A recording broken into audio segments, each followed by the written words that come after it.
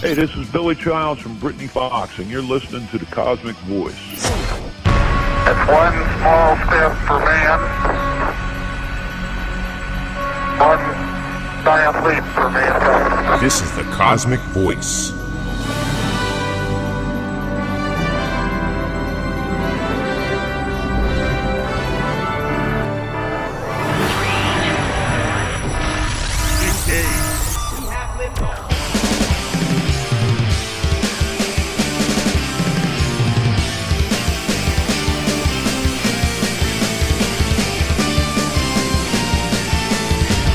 Cosmick Voice, music, talk, and nothing but business with your hosts, Chris Natalini and Mick Michaels.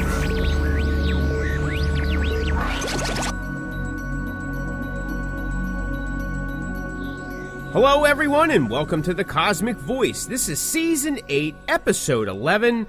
I am here with my co-host, Chris Natalini. What's going on, everybody? And I am Mick Michaels. Welcome back, everyone, to another show. Chris, how are you, sir? Doing awesome, Mick. How about yourself? Fantastic, as always. And then you hear, like, clown noise in the back. Sure. Bing. Bang. Horns and confetti. Yeah. What have you been up to, buddy? Nothing, man. Nothing. You know, you and I were just talking off the air, just realizing that as this year moves on, how hard it is out there for bands, for artists. I have been talking to, because you and I both have friends in bands and been communicating with a lot of them as of late, and everybody is literally running into the same issue, man. It's very tough out there right now. It's very, very tough. It was a brutal 2025, and I'm hoping the 2026 gets better, when it comes to music and venues and shows. I mean, there's not even a lot of like big name shows coming around our area. Everybody's kind of circling around or not coming at all. It's amazing to me because I remember pre-COVID that I was at a show probably once or twice a month, and now I can't tell you the last time I went to a show. For the locals, the venues that are still booking, that are available to play at, have become super selective. And by that, I mean, but I'm going to backstep first and say that somebody hears me say that and they go, well, they should, right? We only want good bands to play. We don't want crappy bands to play. However, that's not what the selective process is about right now. And we've talked about this in other shows. They want bands that are willing to cover the end. Yes. And they don't really care. They say they do. But at the end of the day, all they care about is number of tickets sold. So that nut is covered. Yeah. What they're doing with the local bands that bring in ticket sales is they're just getting some money back. That's what they're doing, because they've already put the money out. They put the money out as soon as they say, yeah, I'm going to bring such and such band in. They know what the cost is to bring such and such a band in, XYZ band, whatever, that tour package, and then they work it from there. That's why sometimes you'll get 5-6 bands before the headliner.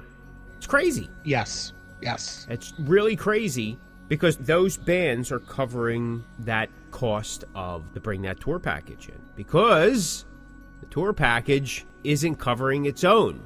They're inflated pricing, maybe based off of some inflated numbers online and or something that happened 35 years ago that most people that would show up to the show probably weren't even born yet, if they do show up. Well, at least at the bands they're bringing out. Right. And I mean, we've talked about this before. It is right now our climate, in our area at least, but I've talked to people in other areas, so it's not just here, it's pretty much everywhere, is a cover tribute climate. And original music is not pulling anything, really. As you mentioned before, people that I know and you know that used to book shows quite regularly, they're not even booking shows. No. Or it's so far few between that you're just going to their staple bands to fill in the gaps, and that's it. Yeah. So there's no other opportunity for the growing number of local acts to play anywhere. You're going to have artists and bands every year coming into the scene. It's a natural progression, right? It's a circle of this life. But if they don't have any place to play, we're kind of in a standstill. I mean, I just seen some video, some record execs saying that bands need to play out because that's their way to make money, to make real money. They can't count on streams. They can't count on album sales. They can't even count on merch. But they can at least play out. Now, this is playing out with the idea or the assumption that you're getting paid. Well, hello, welcome to the local scene. That doesn't happen either. Right. You get all these, and we were talking about this just before we hit record. You're talking about playing places at these venues that are giving you all these restrictions, all these rules to follow. You know, rank and file, do this, do that, don't do this, smell that, touch this. And they're not paying you a dime, but they want you to do all this stuff. They can't even guarantee you a crowd. They want you to cart people in. Yeah. It's such a weird, strange situation. Hey, I have a place to play, but you need to bring the people, and you need to stay to the end. Let's be clear on that. It's not bringing the people as in like, we want people to show up for your band.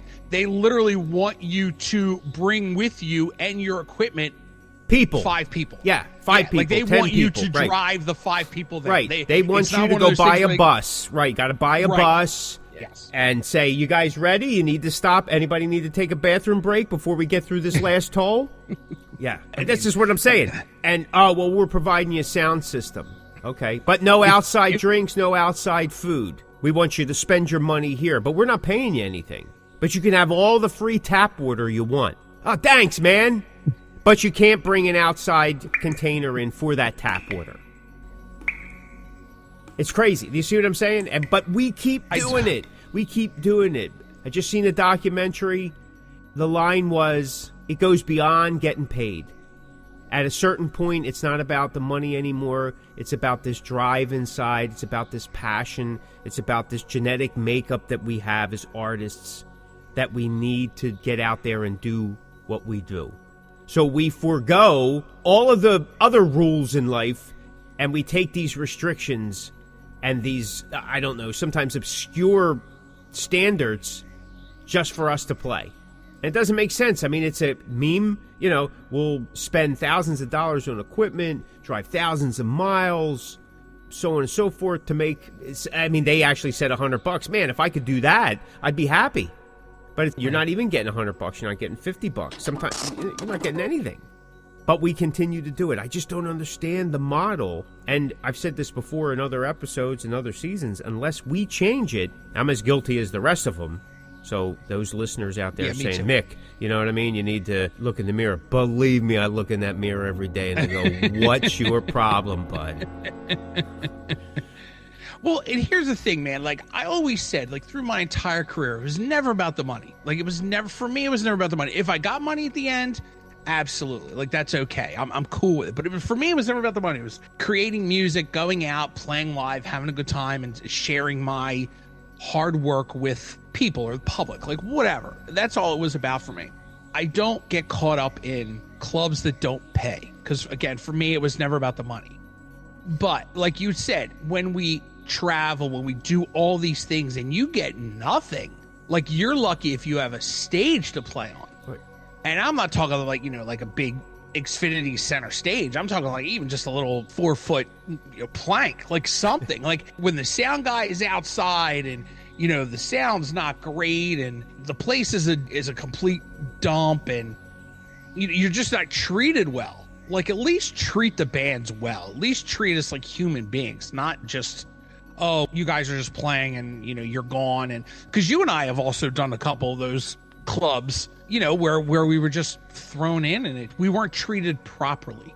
And again, I'm not even talking about money. I'm just talking about just human decency. Like you can't even get a free soda or free water, or, you know, I got to pay for every little thing. And clubs are only worried about clubs. And I get that. If the clubs helped the bands, then the clubs wouldn't be in the situations they're in. Now, the bands are also at fault. Yes, absolutely. But it's not all our fault. And I think we have talked about this on a previous show. Like, it's not all about the bands. Like, sometimes everybody has to kind of meet in the middle to do the work. And there's just some clubs out there that just don't care, on top of promoters that don't care. You know, the bands aren't responsible for everything. Sometimes the clubs / promoters they need to pull their weight too, and they have not figured that out yet. They leave everything up to the bands, and they get mad at the bands when stuff doesn't go right. Well, you have to lead, and if you're not leading, I don't know who is then. I agree. Totally agree. Like we've talked about this before, you're put on a show, the venues aren't promoting you. Right. They're not even promoting the show in a sense that outside of it, that it's an event, and we talked about this before, that they just want you to come and drink and maybe eat or, spend time at the place. I'm not opposed to playing. I mean, look, we're independent artists, right? So we look at things slightly differently. We're artists and then business people second. I mean, even though this is a business type show, I mean, the truth of the matter is you don't do this long not making ends meet if you didn't have a burning inside. So I'm not opposed to playing shows that I'm not paid at. I mean, that's kind of a majority of what we do. Absolutely. Right? But like you said, when, going into it, the venue isn't paying you for your time, for your effort, for your talent, but they give you all these restrictions, this, that, and the other thing, to make it even harder on the situation. I've been at places where I know going in, we're not getting paid, but they make it difficult for you to have your merch out. Like, you got to put it in some weird corner that nobody ever goes to because they haven't swept and there's, dead mice there. Or you can't put merch up. Like, I've been in clubs where you weren't allowed to put the merch up. I've been in clubs where they wanted to take a percentage of the merch. They just make it difficult. So the harder it is, sometimes the band goes, and I've been there, it's not even worth it. It's not worth the effort to possibly just nothing happen. So forget it. You get to that point. And maybe they expect that. I don't know. But there has to be a balance. Now, you and I have played at some venues, and unfortunately that particular venue isn't there. The venue's still there, but that club name and owner aren't there anymore. They didn't pay you, per se, but you set up merch. It was visible, and they gave you a food and drink credit. Each band was given food and drink credit, certain amount. Yeah. And basically, guess what? It covered your band. Like, I'm not talking excessive, like, hey, we're getting drunk here and eating like Henry VIII. No, you could feed your band and everybody could get a drink or two. And I was like, okay, that makes sense. When you're on the road and you're touring for independent bands, getting paid in food, drink, gas money, lodging is huge. Yes. It all adds up. So when you're on the road, at least that's how it used to be for us. We don't do much on the road anymore, but we negotiate, or we did negotiate. Like when I went to the UK twice, when I was in Europe, Canada, we negotiate that as part of our package. Especially if there's going to be discussion about how much are we going to get paid and what are we going to do, this, that, and the other thing. Well, here's options for the venue. And in reality, sometimes providing those options is cost effective for the venue because it's already factored in. It's such a small percentage. And it's a mental thing. When you got to take out money out of your pocket, people are always hesitant. But if you're nitpicking from, just a couple more sodas and grab a beer, or even though I don't drink, but you know what I'm saying. Here's a basket of fries and a pizza and whatever. Bands are like kids in a candy store, especially when you've been driving for 18 hours. Oh, my God, let's get that pizza. Yes. Like you said, I think we have to find a way to meet in the middle, not to sound negative or but it's not going to happen because the venues feel that they're in the driver's seat. They're the ones putting out all the money. They're the ones taking the chance. And bands are disposable. They're expendable. Why don't Stallone do a movie on that?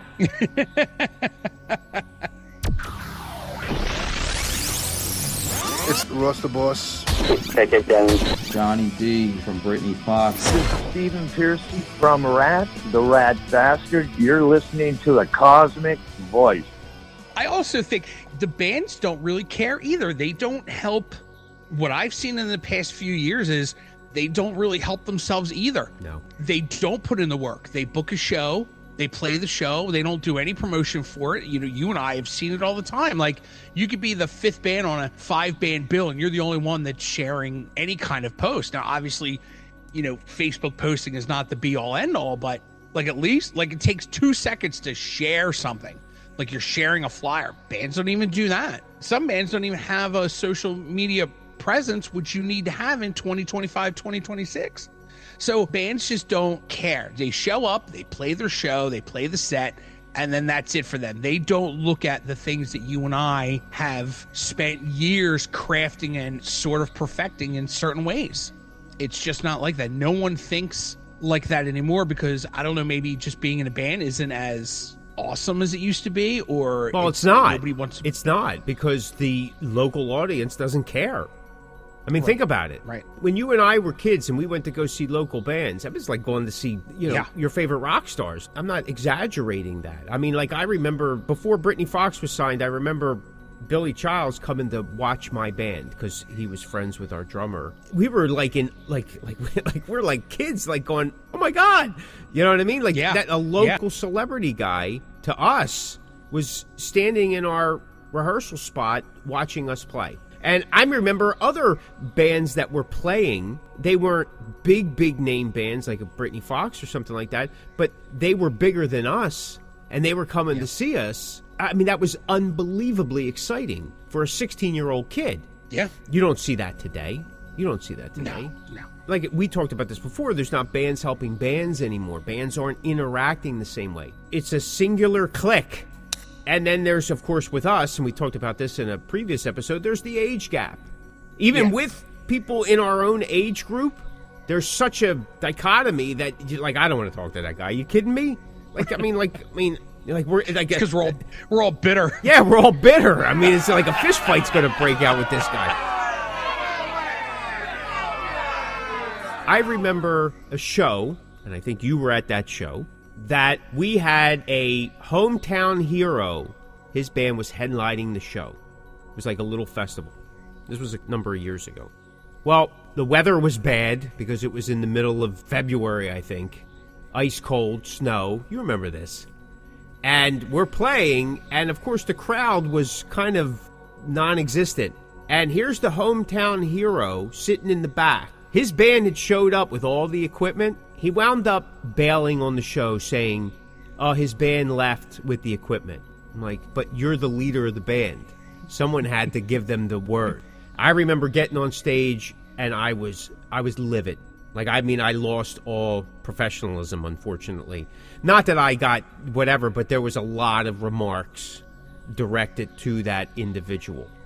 Because you were like holding court in a corner, waiting to see what the turnout was, when all these other bands showed up, and that's how you treated everybody. What kind of hometown hero, and I'm using that in quotes, are you? Yeah. That's what I'm talking about, that there's some of that going on, even with bands in the same demographic. Yeah. What do you think's happening with bands that are separated by the Great Divide? Yeah, facts. There's so much talent out there. You know that, man. There's so much talent out there. So much talent. But everybody is fighting for such a small piece of the pie that they're willing and okay with it and ready to step on everybody else just to get the scraps from Longshank's table.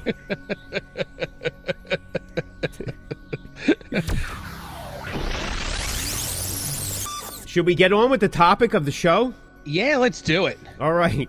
Then this plays right into it. The topic of the show is nationals only using locals as support. Can it work? What does a national get out of having a local perform, and vice versa? Nationals only using locals as support. Can it work? What do you think, Chris?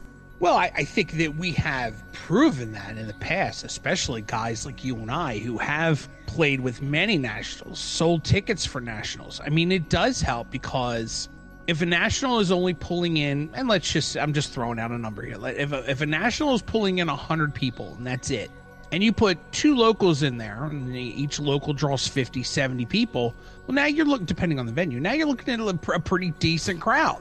You know, because listen, I've bought many tickets from bands and gone to shows, and I never really even was a fan of the headliner, but I go because it's, my friend's band who has this amazing opportunity to open for these, nationals. I think it's a great thing to support people and do those kind of things. So it does help because it does put more people in the venue. Ultimately, that's the idea, right? You get these nationals and you surround them with local bands in the hopes that they bring more people. especially nowadays, and it didn't really happen like that, like back in the day, because shows were plentiful, but a lot of people were going to see bands. But as the years have gone on, it's kind of gotten to be a thing where, locals were being put with nationals just to help the ticket sales. And I don't really think that's a bad thing. It's funny, I played with Venue the Troc here that was local to us back in the day, and that's no longer here. I had opened for a national one time there, and the singer of the national was super excited because all the people in the crowd. He didn't realize that we outsold the national. He didn't take notice that everybody in the crowd had our shirt on. That's not even a lie. That is 100% the God's honest truth. We outsold the national. And especially at that time, because the national had a really good name, but they were excited. We were excited. The vibe was amazing. It was a great show. Everybody stuck around because a lot of our fans were like, hey, we probably wouldn't have come to see this, but you guys are here, so now we're going to stick around. So it works. That model works. It does. And most of the time, maybe you could attest to this, most of the time, if somebody is buying a ticket to see you when you're opening up for a national, probably 9 out of 10 times that person's not leaving. So they're going to be there for the entire show. Now, what the nationals don't realize is this isn't for everybody, because I have run into some nationals that have been very kind and very thankful at the numbers that the locals have pulled in. But some of them, like I had experienced, some of them, their ego just doesn't allow them to realize that they didn't pull in the numbers that the locals did. Is that right? No, but it doesn't really matter at the end of the day. You're just trying to get your band out there. So it helps. It is a model that is proven to work. Now, does it work now? I don't know that. The last show that I did where I was selling tickets for a national, we did very well number-wise. So we did help the show. Would the show have survived without us? To be honest, probably. But we did help the numbers. Club owner was happy. The bands were happy. It was a great night. National was super happy that all these people were there. And I did sell tickets to people that normally wouldn't have gone to that show, but they came to see us, and then they stuck around for the national, yada, yada. So that model works. I was thinking about this yesterday, and we could talk about this as the show kind of goes on, because I want to get your opinion on it. And this is kind of outside the realm of what we're talking about, but it's kind of the same thing. The follow-up. What is that follow-up? I know a band that had opened for huge, major bands, like playing the Link and playing the Wells Fargo Center, which now is the Xfinity Center here in Philadelphia. But there was no follow-up. You have those big moments and you don't follow up with them. So when you have those moments, like, you need to do something. You need to follow that up. I don't care if you're playing a small stage with a small national or a big stage with a big national. And that's the thing, right? You could play for nationals. You could do 6-7 shows a year, selling tickets, bringing numbers. But if there's no follow-up, what does that get you? It doesn't move you forward. To answer your question, yeah, the model works, man. The model works. It's been proven to work. You and I have been doing it for eons of years since we started this thing. It works. I mean, it just works. And it's killer for the bands, especially if you're a fan of the national that you're opening for. Oh, yeah. Like, it's even better because you get to play with your inspirations, your heroes, your whatevers. So that's very cool. I think it's a great thing. And especially if that national is nice to you, or at least takes the time out to say hello and gets to chat with you because they were at that spot once also. Yeah, I think it's cool. And the model works. It's been proven. I agree. There's some upsides to it. Just real quick, an AI overview, right? Why not use it? Everybody else is. For local bands, it offers a crucial exposure, right? A chance to connect with new fans and step towards building a national following. I'm not exactly sure if you're on tour with them. Yeah. If you're just playing the local show, it doesn't really help in your national exposure. Can it? No. It could aid towards something as you're moving forward. Like you said, like some of the follow-up. For the national bands, local openers can significantly boost ticket sales, as you said, by bringing their own fan base. A lot of bands suffer from lack thereof, especially in markets where a headliner isn't as known. Now, here's the dichotomy of that, especially in markets where the headliner isn't as known. Local bands are told all the time, don't play in a place that people don't know you. Bookers don't even want to touch you. What's your draw in, I don't know, Wichita, Kansas? I don't know. I've never been there, but we'll put on a good show. Well, beep. beep, beep, beep, beep. Right? Okay. We're sorry, the number you have dialed is not in service at this time. So for promoters and venues, a strong local bill helps sell out shows, increasing revenue for everyone, not the bands. The bands only make more money if they sell more tickets, and it's only a couple bucks here and there. I totally get it. You can't be expected to take the whole, but still, come on, stop it. For fans, it provides more music for the ticket price, and we talked about that earlier. That's become the model for venues and promoters to increase the ticket value. So if they're charging $35, let's get 9,000 bands. Yeah. That's like 2 cents a band. Okay. The challenges that they say are managing sound checks, backline, ensuring local bands don't run over the time, because local bands don't know how to keep time unless there's somebody on the side hollering at them. You're done! 2 minutes! That can be complex. So, yeah. You can mitigate that by starting a discussion on a Facebook group, AI says. And then, of course, quality control. Headliners and promoters need to curate quality local acts that enhance. Well, maybe somebody should send that particular piece to a lot of venues and promoters, because sometimes the bands that they put on the bill have nothing to do with the headliners. And if they want to enhance the overall show, maybe they need to follow that rule of thumb. But that's not the case, like we talked about earlier. To me, what they want is someone that's they want someone that's basically going to lie to them and say, yeah, we could do that, rather than be transparent.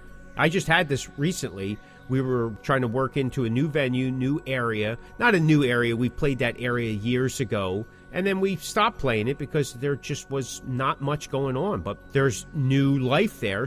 And they want you to bring this many people. Like, I says, I can't guarantee that. I can't guarantee anything. But this is what I can guarantee that I'll do. My question is, let's take this in a different realm. I'm talking about national bands coming in, not bringing their own opening act. No matter where they play, they need to do local support. Just like a union thing. Like if a movie company comes in, the local unions ensure that their people in that area, in that region, get employment during that contract. What about the same thing for local bands? Because there are so many packages now that are coming through that don't include local bands. Like the larger venues, the theaters, arenas, whatever, they don't want to deal with local bands because they're not quality enough. Well, that's, I don't know if that's 100% true or not, but that's then how you kind of cull through the higher end, right? Like back in the day, there may have been 20, 25 bands in the area. 5 of those bands were top notch, and out of those 5, 3, maybe 2 were of the pro quality. And everybody else was just a regular garage band, as we were called. And then you worked your way up. Nowadays, you got garage bands opening for major bands. Listen, everybody deserves a shot. I totally get it. And who's going to say no, as we talked about earlier in the show? But could that work? Is that a model that people will go toward? Remember, a lot of the venues that we play now are nothing but bars that have a stage and a sound. And because people can't sell out theaters anymore, they're back to a local circuit. Really, that's what these national tours are. They just go through every regional local circuit.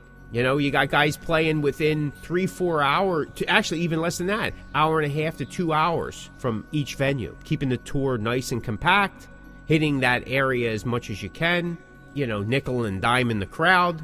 What do you think? You think that could work? That means when Metallica comes in, 2 local bands need to be on the bill.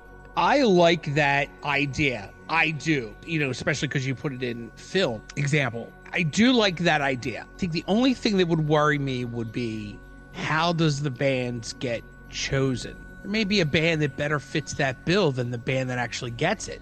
Now, if we're just throwing it to the wall and we're just giving 2 bands opportunity, no matter what, then okay, cool. I'm cool with it. Like if we're not trying to match energy or match music genres, then rock on. I'm all in.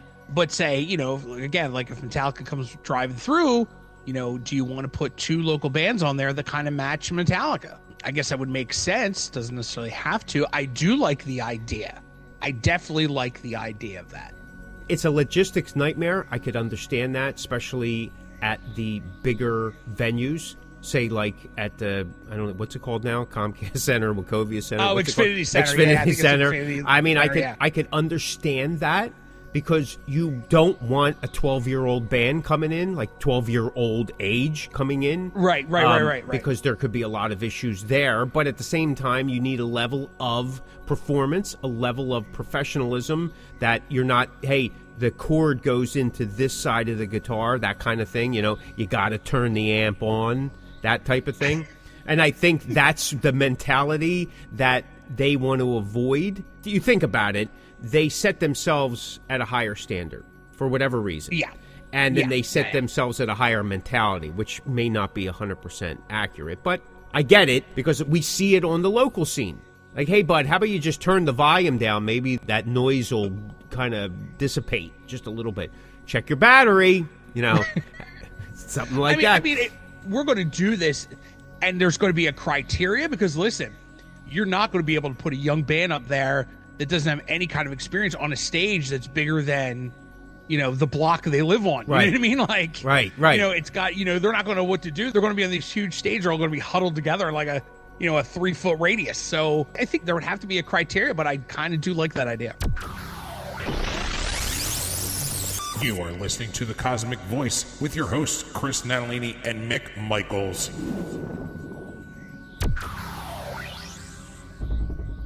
I've been fortunate enough a couple times in my career that I got that call that said, hey, we want you guys to open for this band. Yeah. And it's an amazing feeling. There's hesitation, but then there's, like, I'm doing it, that type of thing. And even being prepared, there's still things, you're trying to cover. And I get it, right? I get it. And I think that's where the calling process for bookers and venues need to be a little bit more on point. If that's the plan. Right now, that's not the plan. There are some venues that talk about that, but what happens is they use the same 3 bands over and over and over again, which doesn't leave much for anybody else. There's the gatekeepers again. There's a lot of red tape to it, a lot of logistics. There's probably some headache, but it wouldn't be easy in the beginning. But once it starts, there's a process. And again, not that I'm a film creation buff kind of guy, but I've read a lot about it. When a film's going to be done in an area, they have to go to the unions. They have to file paperwork and stuff like that because otherwise they can't get the permits to shoot. Yep, correct. You have to do this and do that. So why can't that be for musicians? And I think it is to some degree. Like there are musician unions, especially for orchestra-based people and stuff, but not for local bands. Yeah. I mean, nowadays you got organizations set up for tribute acts and cover acts to help you out, get gigs and help you get health insurance and make money and this, that, and the other. They got podcasts on it, but they got nothing for the regular guy. The regular guy just doing his thing, writing music, original, and it's just crazy. I agree. It's a great way to look at it. So can it be done? Yeah, I think it could be done. Is it an easy task? No, I don't think so. But your nationals have to be on board with it. That means there has to be an organization put in place. And the truth of the matter is, as much as we like to blow a whistle into a big pipe, it just probably isn't going to happen because it comes down to, we sell all these tickets for a national show at some local venue. We don't make a ton of money. And the exposure is only good for that 30 minutes. And it's fleeting. And like you said, we talked about the follow-up. The follow-up is important, but the only person or group that's going to do that is that band. It's up to you. Right. The National isn't going to mention you ever again. I can count on, with this band, I've been there 15 years. We've played hundreds and hundreds of shows. I could count on just both of my hands, and that's probably pushing it, how many times the headliner thanked the opening bands, and then how many times that headliner actually said my band's name. And it's a great feeling, but it doesn't happen that often. Nope. Right? Not at all. Because you've done all this work, but so the follow-up falls into that band's corner. They have to do something. But it's short term. It's fleeting. It's only a moment in time because you better get something else on the schedule. Otherwise, you're only as good as the show coming up. Because when you don't have them anymore, And look, we're right there right now. The crickets are getting louder and louder and louder. That's a fact. That's a huge fact. I don't know, buddy. What do you think? Got anything else you want to add? No, man. No, I think definitely went away that I wasn't expecting it to go, but I like it. I like it. It's definitely a concept that I think could work. There's a lot to it. Some things have to be put in place. And to me, that would be like a decade-long changeover to really set it up, to make sure you get everybody on board. Chances are there's probably going to have to be groups that would have to be started and, you know, yearly fees, and bands aren't going to do that. When you got to pay into something to, you know, whatever, just like a union. Yeah, just like a union. Just like a union. And then what happens is within that, you wind up getting corruption, you get other gatekeepers, you get people. I think the best thing to do is go to school and become a trash truck driver. I mean, listen, there's always trash that needs to be, thrown away. So that's right. Good. And they get good health care from what I understand. They do. Yeah. They do. That's right. Yeah. If you like that episode, check out some of our other episodes at www.thecosmickvoice.com. Step into the Cosmickverse and fill that void. Thanks so much for listening. This is the Cosmick Voice. If you have a question, a topic idea, or something you want us to address, just contact us through our Facebook page at The Cosmick Voice. You can listen to The Cosmick Voice at Spotify, Breaker, Apple, Google Podcasts, Radio Public, Pocket Cast, and at thecosmicview.com. Check us out on Facebook at The Cosmick Voice. All right, folks, that's going to do it for us. If you're hearing this message, you've listened to the entire episode. And for that, Mick and I would like to thank you from the bottom of our hearts. And we hope you enjoyed this new episode. And if you did, please leave us a review on Apple Podcasts and Spotify. Also, feel free to let us know what topics you'd like to see covered in future episodes of The Cosmick Voice. And you can get in touch with us through thecosmickvoice.com and, of course, all of the Cosmick Voice social medias. Take care and be safe. You're listening to The Cosmick Voice.